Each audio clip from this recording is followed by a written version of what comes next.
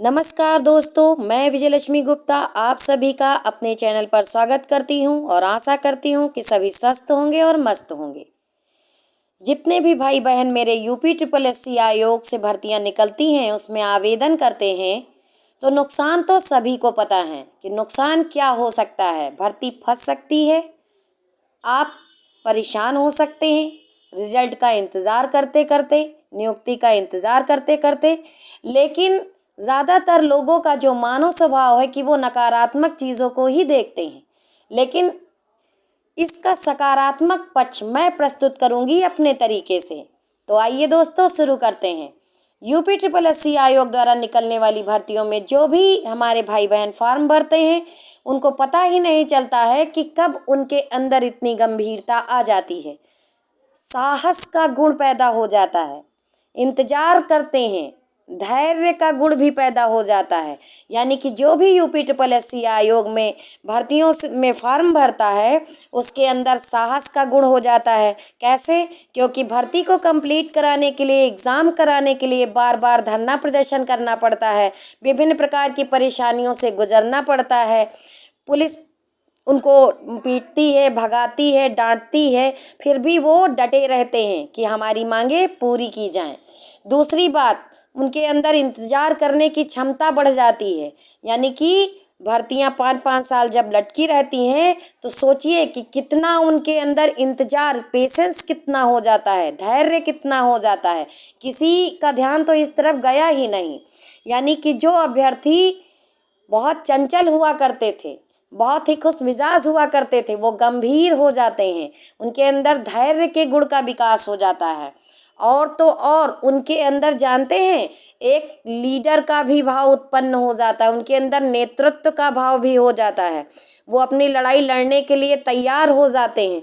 मतलब यानी कि इतनी आसानी से भर्ती नहीं होती है तो वो नेतागिरी करने लगते हैं, ग्रुप बना लेते हैं, बातचीत करते हैं, धरना प्लान करते हैं, ठीक है, वहाँ जाते हैं, पुलिस का सामना करते हैं। आयोग में सबसे बड़ी बात उनके अंदर जो बात करने की क्षमता है, अधिकारियों से कैसे बात करनी है, कैसे अपनी बात रखनी है, कैसे गिड़गिड़ाना है, कैसे उनसे अपनी बात मनवानी है, ये सारे गुण यानी कि उनकी जो बात करने की क्षमता है उसका भी बहुत विकास हो जाता है।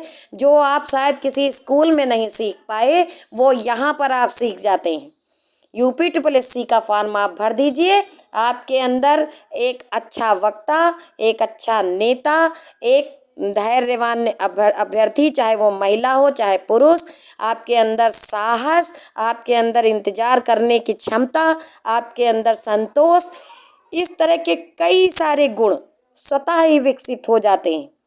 सोचिए आप, जिन अभ्यर्थियों को विभिन्न प्रकार के आयोगों के चक्कर लगाने नहीं आते हैं, जो अपना जाति प्रमाण पत्र, आय प्रमाण पत्र बनवाने के लिए तहसील तक नहीं जाते हैं, वो अभ्यर्थी आयोग के चक्कर काटते हैं, वहाँ पर बैठते हैं। और एक स्किल है कि कोर्ट में जब केस चला जाता है तो वो वहाँ भी दौड़ करके देखने जाते हैं। कोर्ट के चक्कर लगाते लगाते बिना डिग्री के वकील बन जाते हैं, डिग्री की ज़रूरत ही नहीं, वकील बन जाते हैं। सोचिए कितने फ़ायदे हैं यूपी ट्रिपल एससी में फॉर्म भरने के। और देखिए, आप लोगों को जब देखो तब बुराई ही किया करते हैं कि यूपी ट्रिपल एससी ऐसा है वैसा है।